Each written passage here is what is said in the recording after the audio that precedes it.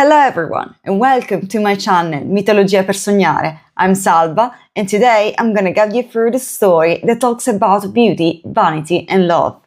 This is the story of Narcissus, a guy who fell in love with his own reflection. This is not just a story about the love for beauty and your own image.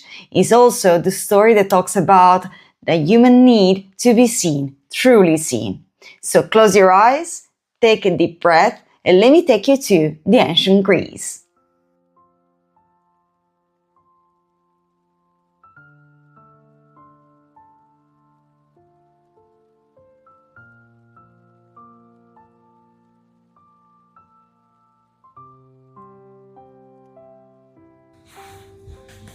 Long ago, in ancient Greece, nature spoke with the voices of the gods. Rivers flowed clear and sacred, mountains hid nymphs and spirits, and every step through the forest could lead to an encounter with the divine. It was among the rippling waters of a river that Cephissus, god of the fresh waters, saw the beautiful Liriope, a nymph with flowing hair and eyes full of melancholy. Enchanted by her grace, he captured her. But no hatred was born between them. Instead, they truly loved each other, even if for only a fleeting time.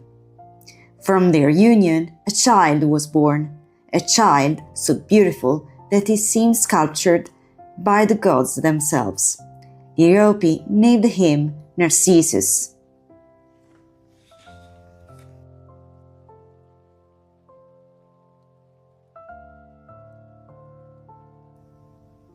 As the years passed, Narcissus grew in grace and beauty. Every nymph who met him lost her heart to him. But his mother, fearing that such beauty might turn into a curse, went to see Tiresias for guidance. Tiresias consulted the gods and spoke a prophecy.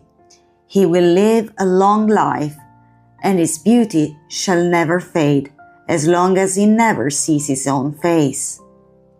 Frightened by these words, Liriope raised her son carefully, protecting him from every pool or mirror of water. But destiny, as always, finds its own way. Narcissus became a proud and distant young man. He loved the solitude of the woods, the sound of leaves beneath his feet, the gallop of his horse among the oaks, and the thrill of hunting in the shadows of the forest. He was admired, desired, and sought after, yet he rejected every affection. One day, among the cliffs of the mountain, his graceful figure was noticed by a woodland nymph named Echo. Echo was not like the others.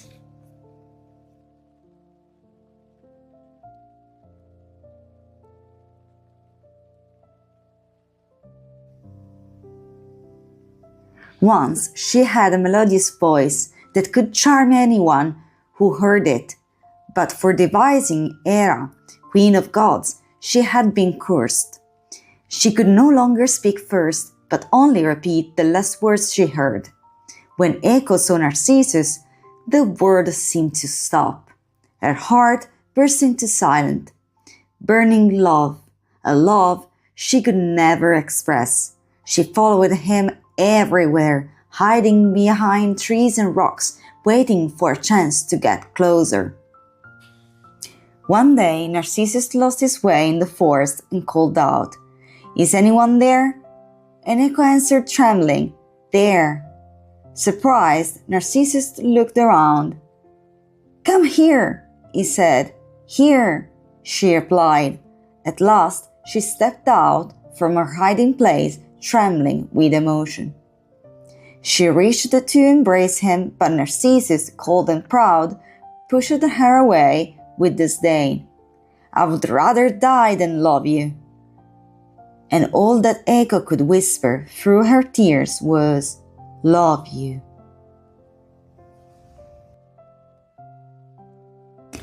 The heart of the nymph broke. She spent her days hidden among the rocks, calling out for the love that would never come. Little by little, her body faded away. Only her voice remained, and from that day on, she answers travelers who call out in the mountains, her tone soft and distant. But the gods had seen everything, and they chose to punish the arrogance of Narcissus.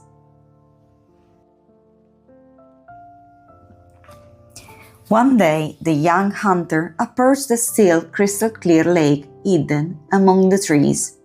And there, for the first time, he saw his reflection. It was an enchanted mirror. Deep eyes, skin smooth as marble, lips perfectly shaped.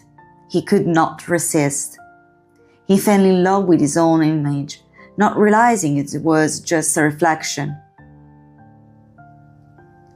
Every day, he returned to the lake, dreaming of touching that figure, of kissing it. But every time his hand met the surface, the water rippled and the image vanished. Passion turned to obsession and obsession to despair, until one day he leaned too far and fell. The waters closed over him silently, and Narcissus was gone.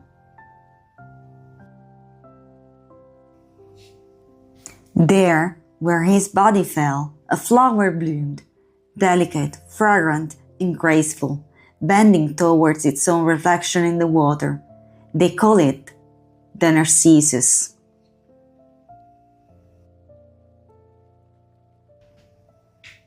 The gods looked down and said nothing, and somewhere far away, Echo's voice wept softly into the wind. The myth of Narcissus reminds us that beauty without empathy is a lonely place, that love without giving becomes an illusion, and that sometimes, in trying to find ourselves, we lose what matters the most.